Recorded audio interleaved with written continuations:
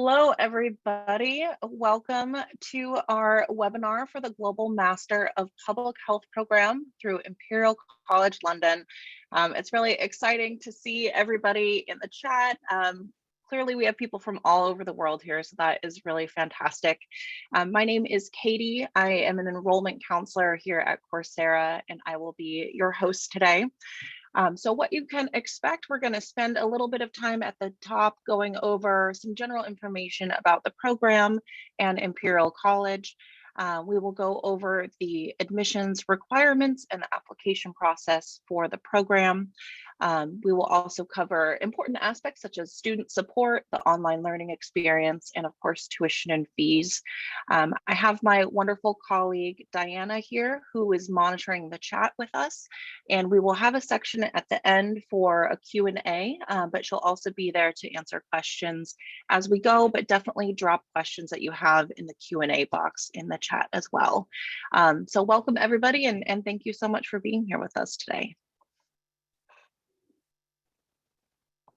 We are going to get started just with a quick video overview of the program. Populations across the globe are facing numerous challenges, including epidemics of long-term conditions such as diabetes and heart disease, the continued burden of serious infectious disease, as well as the impacts of climate change and inequality on health. We have public health tools to mitigate many of these threats, but the challenge is building capacity to have impact in the places that need it most. This is why the School of Public Health at Imperial College London has developed the online Global Master of Public Health. This degree programme takes the successful on-campus course and delivers it in a fully online experience over 2 years. Our aim is to increase the public health knowledge and skills base across the globe and in the locations that need it most. The programme would suit anyone who wants to make a positive impact on the world, whether you're a health professional looking to enhance your skills or someone looking for a new career pathway. By enrolling on this programme, you will develop a comprehensive understanding of the fundamentals of public health, and you'll be taught by world-class researchers and practitioners. You will have the opportunity to tailor your learning experience and to undertake an individual research project, which will give you the skills to tackle public health issues in your own community. Parts of this programme are openly available via Coursera, allowing you to get a taste of the learning experience and explore key areas of public health. Be part of the next generation of public health leaders, tackling these key global challenges by applying for the Imperial College Global Master of Public Health degree.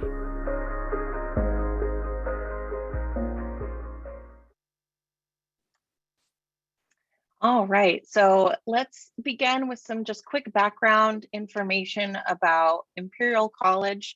What is really a breakthrough about this program specifically is that it gives you an opportunity to earn a degree from one of the top universities in the world, from anywhere in the world. So Imperial College was founded in 1907.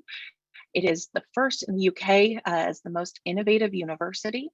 It's a top 10 world's most international university, according to a study that came out this year. And it is ranked first in the UK for world leading research. So this gives you an opportunity to really have a well-respected, highly regarded degree from a top university, and you don't have to be in London for it. You can really be anywhere in the world. You're also going to be working alongside faculty that is currently in the field of public health and doing cutting edge research. So you're going to be learning from people who are currently shaping global health policy. They're health experts from a range of different backgrounds that focus their research in different areas. The curriculum does also reflect the most recent developments in public health, including research discoveries that come specifically from the program. So some of the featured faculty that you actually just saw in that video, Professor Helen Ward is one of them. She is actually one of the people who proposed the program. She's a co-director, and she focuses her research on the global health field, improving global access and education. She co-leads the disease masterclass specialization as well. Professor Paul Allen is also a co-director of the program. His research uses routinely collected clinical administrative data to examine variations of safety safety and quality in healthcare, and he also reached the research portfolio. There's also an instructor in the program named Dr.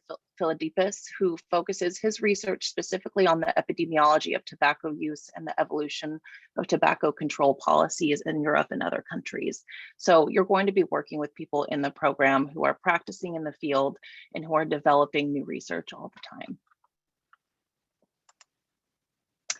So if you are looking to pursue a career in public health, if you're not currently in that field, the focus of public health is really on populations and communities rather than individual patients. So going through a program like this, you could have career paths including general health, health research, public health analysis. You could work with communicable disease control, environmental epidemiology, or just general health policy advising. So this is really going to provide you a comprehensive grounding in public health if you're looking to pursue it for the first time, or if you're just looking to expand your knowledge and your career potential. Okay, so the structure of this program, now I know I mentioned that it is 100% online, and that is done through a combination of courses on the Coursera platform and also through high engagement content with university instructors. So overall, the program is designed, there are options where you can either enroll in a 24-month program or a 36-month program. And the length really depends on what option is best for you in terms of the time that you have available to put towards that on a weekly basis, and how much you're able to really commit to the program. The program includes 16 core and elective specializations, which also includes a research portfolio. Depending on your enrollment option, you'll either take 2 or 3 specializations at a time, and you can expect to spend about 7 hours per specialization each week. Each term is 16 weeks long. So the program is 100% online, which of course makes it very flexible. However, you do still have the structure of the 16-week term as a student. So you will have due dates with your instructors, and there is a specific time and structure around the program that you will need to work with your schedule as well, even though you can do it from anywhere in the world. And perhaps most importantly, this program was designed for working professionals. So it was designed to be online and designed to hopefully create an environment for you that's going to allow you to still work and also pursue this program as well. Okay, so if you are aiming to pursue the 2-year master's program, here is an example of what that curriculum would look like. Each term, you would take 3 specializations with the exception of the final term in year 2. The elective specializations you'll see here in blue, and you can choose those throughout the program. The green courses here are the core specializations that everybody in the program is required to take. And the electives, you can see there's a wide range of content there that you can really choose what is, number 1, most of interest to you, and number 2, what's going to benefit you most in your future career as you go into that field. And of course, the program will end with a research portfolio. On the 2-year program, you can expect to spend between 21 and 24 hours each week when you're doing the 3 specializations each term. Now, the next option would be spreading the program over 3 years. You can see the schedule here looks a little bit different. In this scenario, you would be taking 2 specializations each term. Again, for the most part, you're going to have a mixture of the core classes in green and then the elective credits in blue that you can choose from. It also finishes with a research portfolio. In this option, you would be spending between 14 to 16 hours per week. And again, whether the 2-year or the 3-year option is right for you really depends on your schedule and the amount of time and effort you plan to be able to put in each week. Now, if a 2-year or 3-year option maybe sounds like a bit much to start, there is also an option to complete a 1-year postgraduate certificate. Now, this is, again, 6 courses total, also 14 to 16 hours per week. You'd be taking 2 classes each term over 3 terms. And this is a great opportunity for you to maybe get your foot in the door with public health if you want to just take that first step into this career, or maybe even just see if a long-term master's program would be the right decision. This is a great starting point if you do want to just get that foundational knowledge to begin the program. And again, there are some elective credits that you can choose. What you see here in yellow are prerequisites. If you do decide that you want to pursue the master's program in the future, they will ask that you take these yellow courses as prerequisites as well. But you do have elective choice options throughout this one-year certificate also. Okay, so I know online learning, it's had its moment the last couple years, but it's, I know, a new thing for a lot of people as well. So if you're nervous about what the online format may look like, or just what online learning will be, we want to take some time just to go through what that scenario is like. If anybody here is familiar with Coursera, or if you've taken courses on Coursera before, you're going to find a lot of familiar content here. So the online format through Coursera, you're going to find pre-recorded video lectures, quizzes, reading, asynchronous discussion forums, and you're going to be spending about 14 to 24 hours, again, depending on the enrollment option that you have. So through the Coursera platform, you can really kind of think of it as if it's the textbook of the program. You are also, of course, going to have live instructors, tutors, and classmates throughout the program. But Coursera really acts as the delivery method for that foundational knowledge during the program. So this is the portion that you really can be flexible with in terms of time of day that you're doing these courses and when you go through the content. As I mentioned, each course will also have a live lecture component with your instructors in the program. So those will be scheduled at the beginning of each term. So you'll be able to anticipate and know when those are and when you can expect to attend those. And that's also really where you can ask questions, have interactions with not only the instructor, but also a tutor staff and your classmates as well. So you're not just going to be by yourself watching videos in a room. You will have an engaging experience with faculty and with your classmates as well throughout the program. Okay, so if you are thinking about applying for the program, we do want to take some time to go over those requirements and what's next. For the admissions requirements, it is a master's program, so they do have a minimum requirement of a 2.1 UK bachelor's degree. However, it does not need to be in public health. It does not need to be in the sciences. Applicants from any background with an interest in pursuing public health are welcome to apply for the program. It may help if you have some context from medicine or health sciences, but certainly having that bachelor's degree is the primary requirement. And I believe Diana is going to drop in the chat a link for the academic requirements for different countries. So if you don't have a bachelor's degree from the UK, maybe it's from somewhere else, you can see how yours would compare at that link. Thank you, Diana, for putting that in there. The other requirement they will ask you to show is a high level of command of written and spoken English.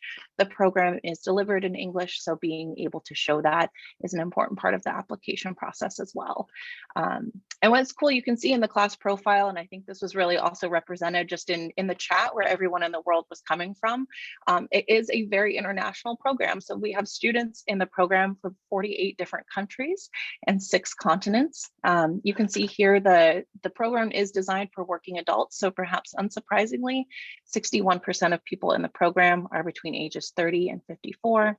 61% are also employed full-time, and 27% have over 10 years of work experience. So it's a very international program, and you're going to be learning not just from instructors in the program, but also context from your classmates that are in the program as well. Okay, so for the application itself, what is required to submit? Now, importantly, this can all be done online, all submitted through the Imperial College website. They will ask you to submit a personal statement essay in 1,500 words or less. But this is an opportunity for you to get to show the college what some of your goals are, and really kind of explain why this program is going to align with those goals. We do have a helpful blog post about how to write a really strong personal statement essay. And I believe Diana will be dropping that link in the chat as well. But if you plan to apply, definitely take a look through that, and it'll help give you some good tips on how to submit a really strong essay. The other thing that they will ask for are a copy of your academic transcripts from your previous degree. They will ask you to submit your resume. You will also need to provide the contact information for 2 individuals who could provide letters of recommendation for you. And there is also a non-refundable application fee of £80 as part of the process.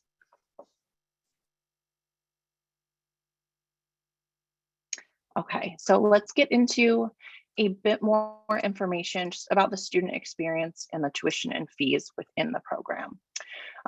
Student support, as we mentioned before, while it is 100% online, you are certainly not alone in this learning process. Through the Coursera platform, you'll have access to tech support and help specifically with the Coursera platform. If you ever do need technical support or just have questions about how it works, there is a whole system to support that as well. And during the program itself, you're going to be submitting assignments, and you're going to have graded assignments through instructors. There is personal tutoring. You'll have academic advisors during the program. There is also several services associated with the university, such as dissertation support, the careers section of the School of Public Health, and you'll have access to statistics and programming resources. So you will have university resources during the program. And perhaps most importantly, you'll have access to instructors throughout the program that have experience in the field and also knowledge. So you're going to be, of course, attending those live sessions with teaching staff.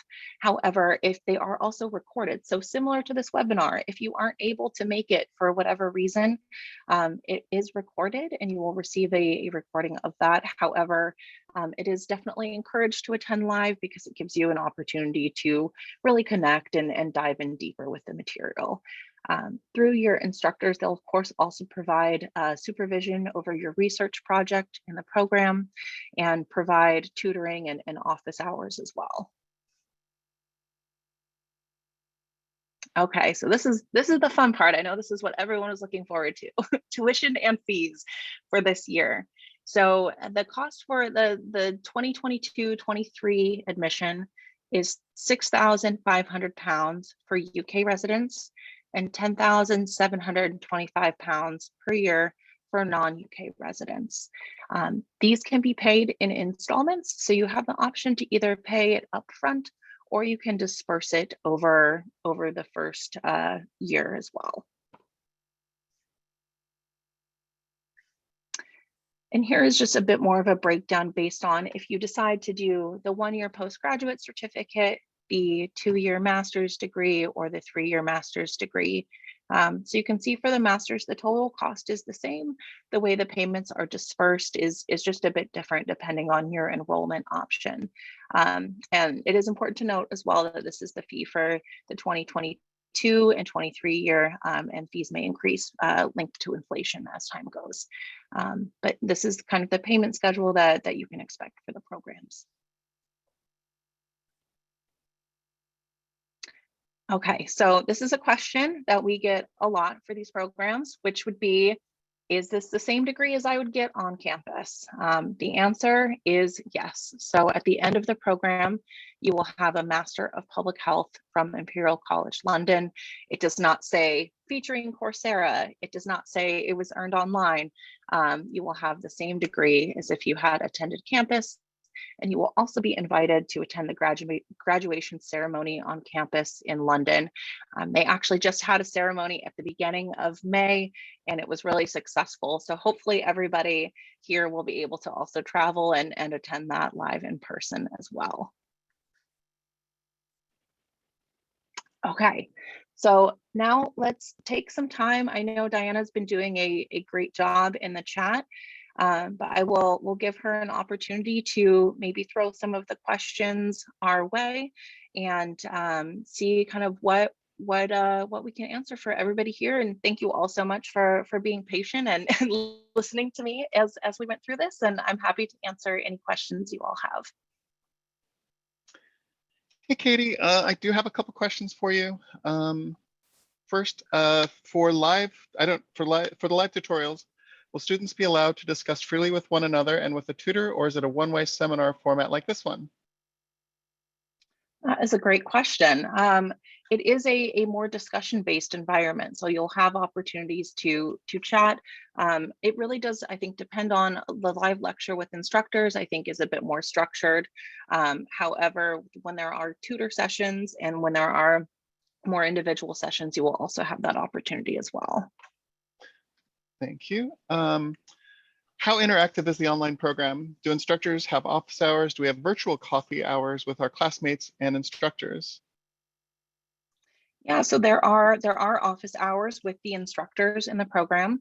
You'll be able to schedule sessions also with tutors. So they really do everything they can to make it as interactive as possible, even though it is going to be, online and have that element to it. But you definitely will have opportunities to not only learn with instructors and interact with them, but also classmates. I don't know if they brand it specifically as coffee chat, but there is definitely encouragement for people to be able to, meet with their classmates and have that network as well. Thank you. Okay. When is the next deadline?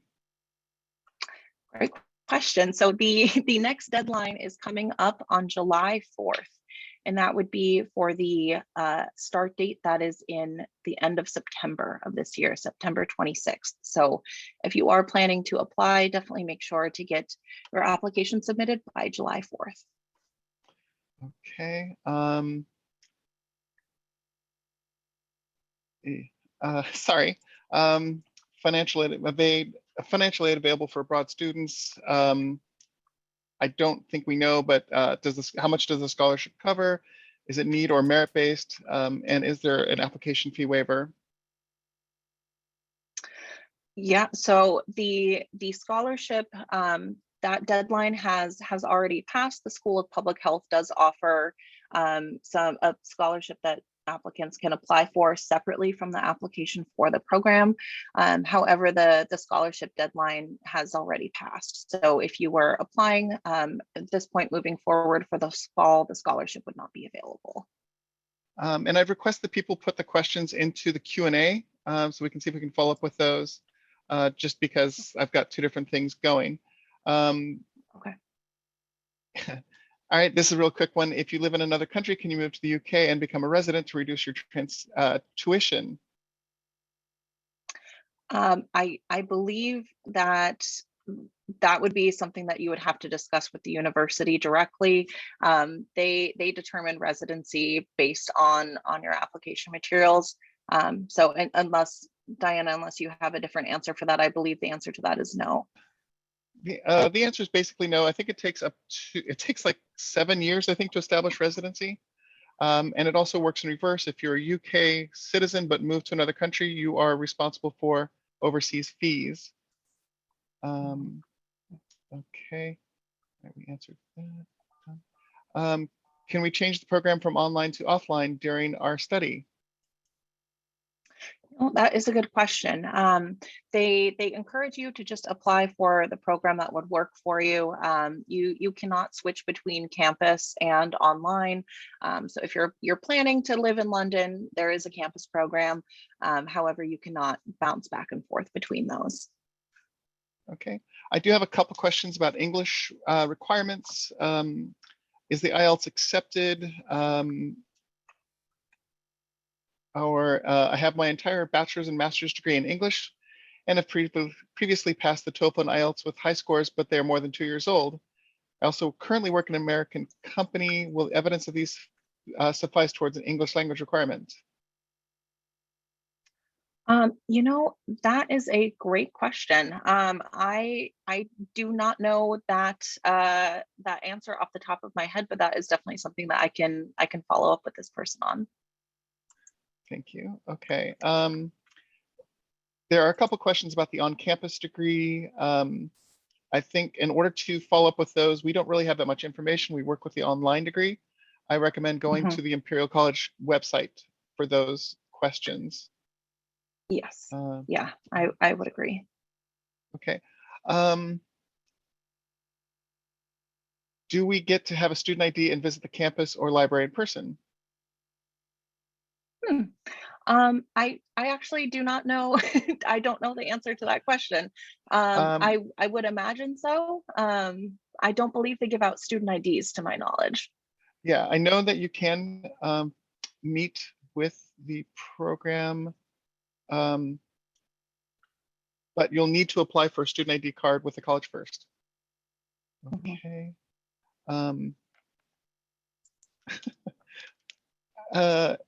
Oh, can I do the PG Cert course first and then continue towards a master's degree in the future with a year or more gap? Yeah, you can certainly take the PG Cert and then move into the master's program later if you want to start there and then move into a master's after.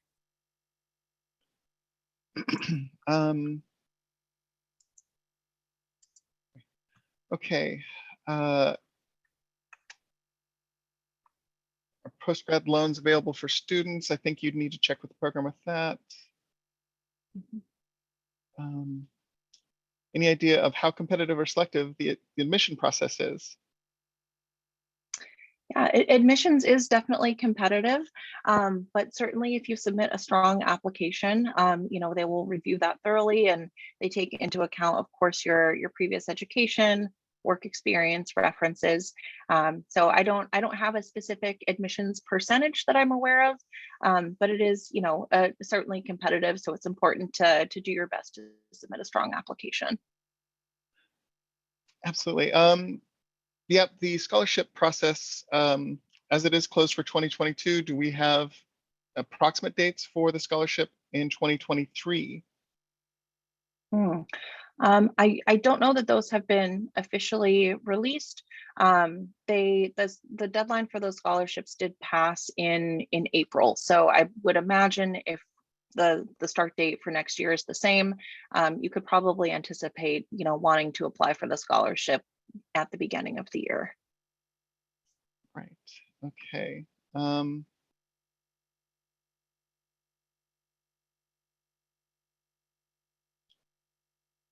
Just trying to see if there are a couple here that. All right. So we talked about the next application process. Financial aid. Okay. Is there a difference in time commitment between the postgrad and master's? Is it possible to work full-time on both? Yeah, absolutely. So the program, it's designed to be part-time. So the idea is that you would spend, depending on if you're doing a 2-year master's or a 3-year master's, that time commitment varies a bit. But they do say the general estimation is to anticipate spending 7 hours per week for each specialization that you're in. So for the postgraduate, that would be 2 at a time. So 14 hours a week minimum.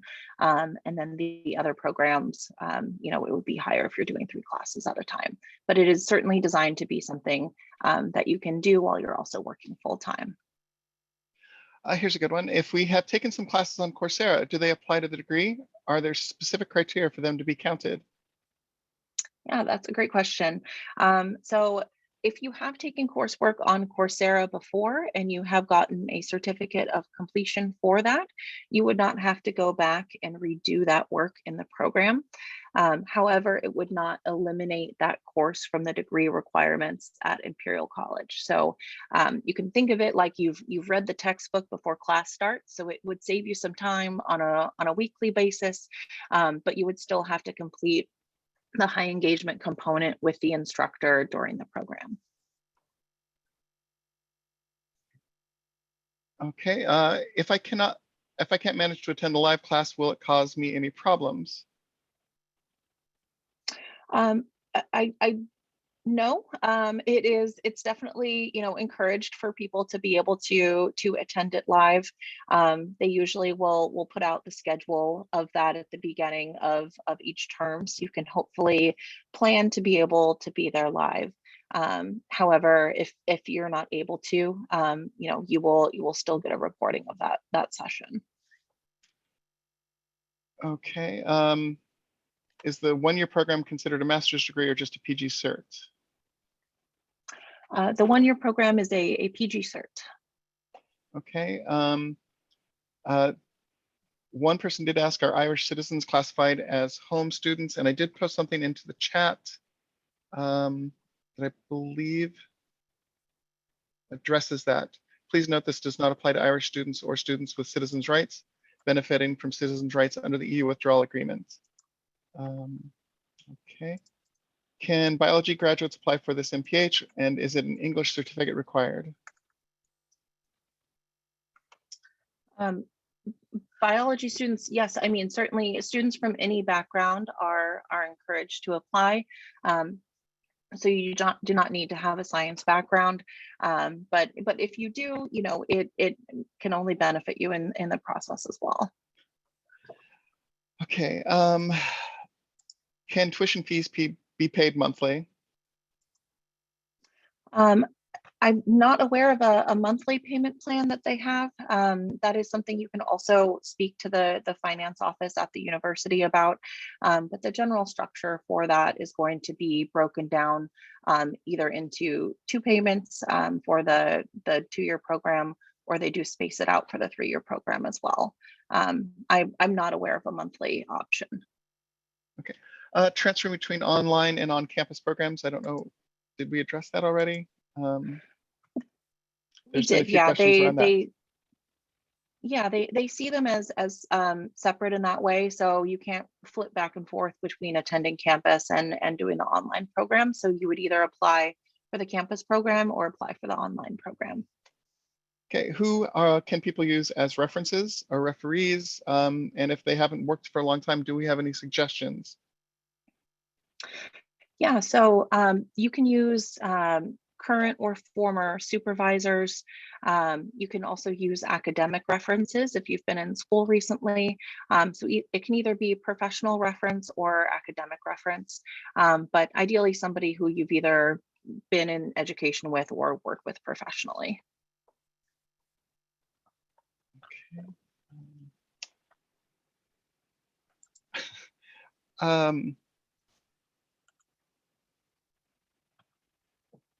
I don't think we have the answer to this. Do you have to be a resident or citizen? I don't know that there's an answer to that available.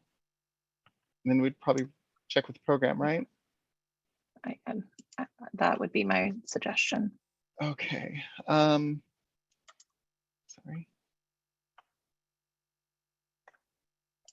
Are instructors available during the weekend? I think not typically, but instructors will set their own schedule at the beginning of the course and let you know what their availability is. I wouldn't expect that, but every instructor is able to kind of set their availability as well. Okay.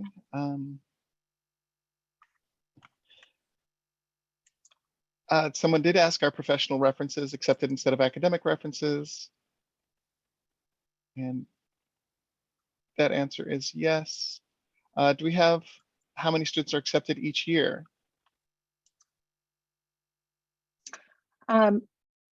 I don't know the exact number yet for this year. To my knowledge, there is not a specific cap on the number of students that they accept. So it's the amount of qualified applicants that come in.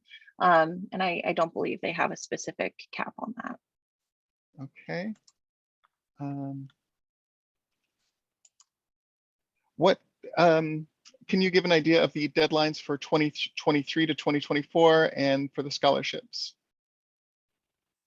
Yeah, so for next year, assuming that the schedule is the same and there's one entry point in October, you can expect that final deadline to be also at the beginning of July. There are also deadlines throughout the year, the first of which is actually in January. So they have several priority deadlines as we go. So the scholarship deadline will also be, the beginning of spring, I believe, is when it was last year. So I would anticipate, with only one entry point every year, starting early and starting, especially if you plan to apply for scholarships, starting that process at the beginning of the year is always my recommendation. Excellent. Is this degree recognized worldwide, and particularly in the EU or US?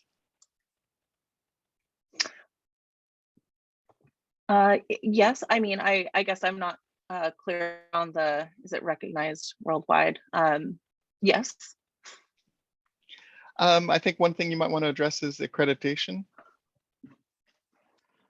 Yeah, so it is, it's not an accredited program in the same way the US programs are accredited. So that would most likely play into effect if you were in the US and wanted to go into practicing medicine or something like that. But yeah, it's not an accredited program in the same way that we would expect to see that within the US.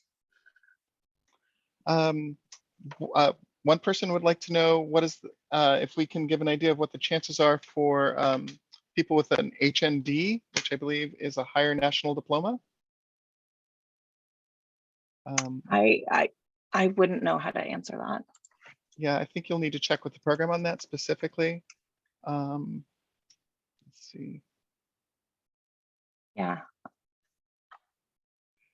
Can I apply for the 2-year master's program, but in case of professional and personal conflicts, do the PG Cert first and continue the remainder for the master's later? It would be a separate application for each, so that would be probably something to discuss with the admissions team directly if you apply for one and then have any conflicts. I would imagine that would be something to address with the college directly. Okay.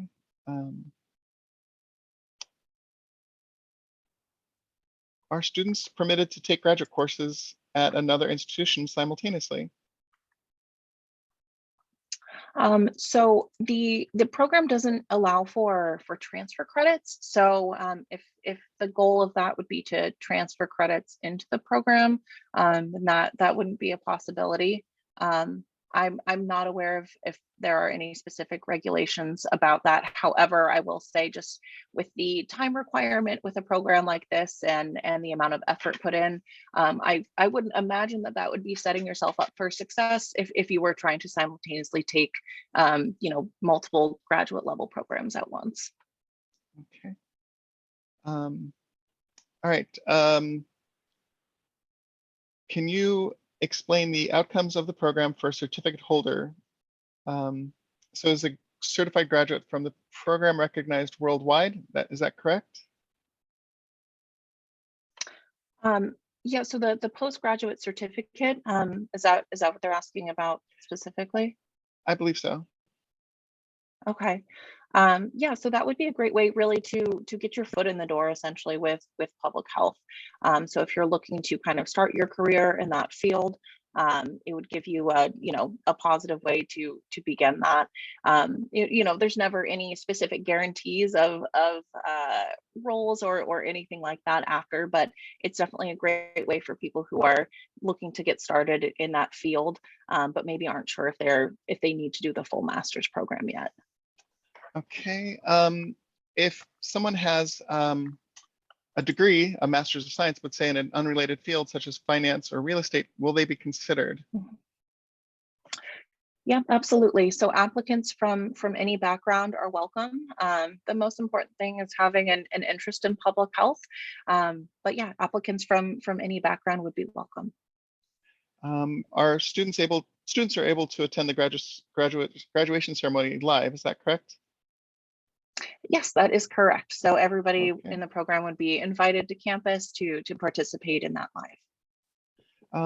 How are students' work graded or assessed? So it depends specifically on the courses, but you would be submitting work to instructors in the program. So it varies based on the course, but you'll do various projects. There's research studies. There are, through the Coursera platform, we have quizzes to kind of gauge your learning as you go. So the specific ones vary based on the course itself, but you would be submitting work directly to instructors. Okay. I just want to say one thing for everybody that's asking about program cost. You will be getting a copy or a link to the recording of this as well, where Katie has gone through a little bit, has gone through in depth about how the cost of program is related to where you live and how many years you are taking to complete it. So look for that. Let's see. Okay, perfect. And Diana, I know hopefully we got through a good amount of the Q&A, but I do also want to point out as well that we will have a link to our calendars if you do want to talk about any of your specific questions or anything about your particular situation. Myself and the team are here to meet over the phone and answer any questions that you have as well. So we will also make sure to have ourselves available if your questions aren't answered or fully covered here today as well. Absolutely. Okay, a lot of scholarship questions about qualifications, names. How would you just scholarships really quickly again, please? Yeah, so the deadline to apply for scholarships has passed. They offer them as a separate application outside of the application for the program. So that would be something that you would, again, apply for directly through Imperial College. For the entry point this year, that deadline has passed. However, I would imagine that they would also make them available, at the beginning of the year, next year, if not sooner. So if you are planning to wait until next year to start, certainly make sure to look into the scholarships first thing. Okay, and those of you asking about H&Ds in specific classes, I recommend going to the to our website. Specifically, you'll see that there is the link to the equivalent degrees. Again, we will be sending out a recording to everybody.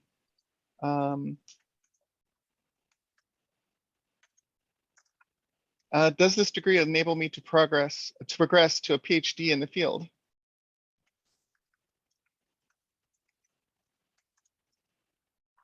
I apologize. Does it allow you to apply pursue for a PhD? Mm-hmm. Yeah, I would imagine so. This is a master's qualification. So the specific requirements for each university where you would pursue that PhD would vary. But yeah, this would be a master's qualification. Okay.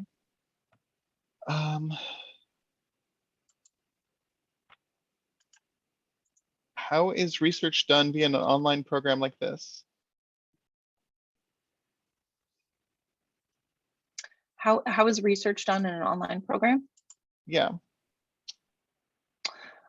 So that would, it depends on the course that you're in. You work with instructors directly and review case studies and review active research that's happening. So it varies based on the course, but it is all instructor led, and they would give you access to, that content directly. Okay. If we have taken Coursera courses which fill some degree requirement, does it accelerate our completion of the degree? So it wouldn't accelerate your overall completion of the degree.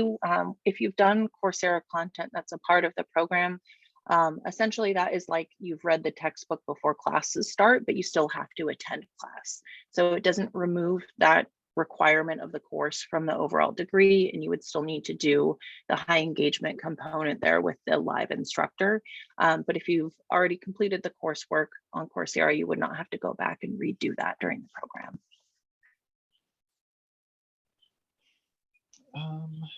All right. I think most of these questions, I think we're going to be unable to answer from here on. They're very specific, so. Okay. I think, yeah, your recommendation.